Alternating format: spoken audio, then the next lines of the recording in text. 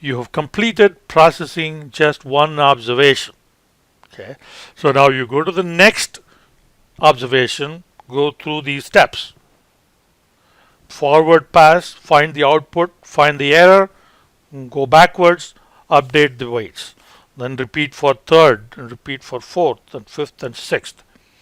So once you have completed all the observation one time, that is called one epoch. And then you start back over at the top and work your way down through all the observations. So that will be the second epoch. And then go to the top again and start.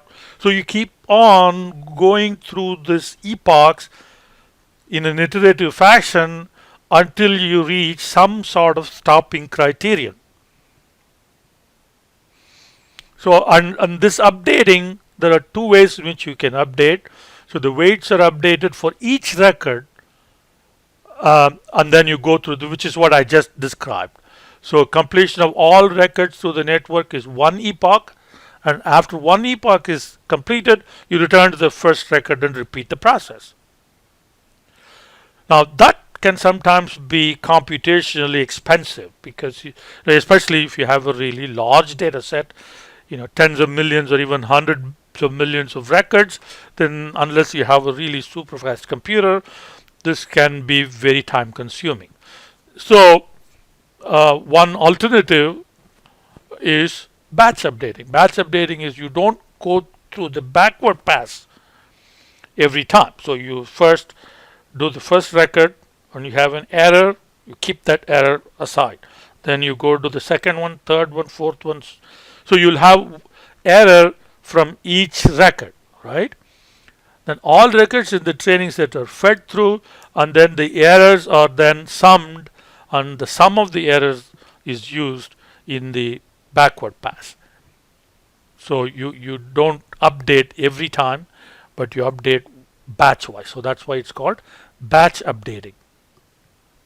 Now the big errors lead to large changes in weights, small errors lead to relatively small changes in weight, and over thousands and thousands of updates, the given weight changes and the error gets smaller and smaller and smaller.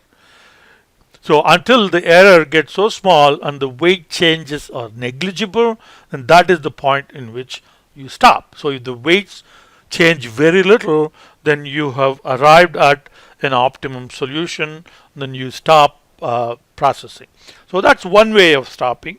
Or you can say, I want to run 15 epochs or 100 epochs or whatever. You can specify how many epochs you want to run.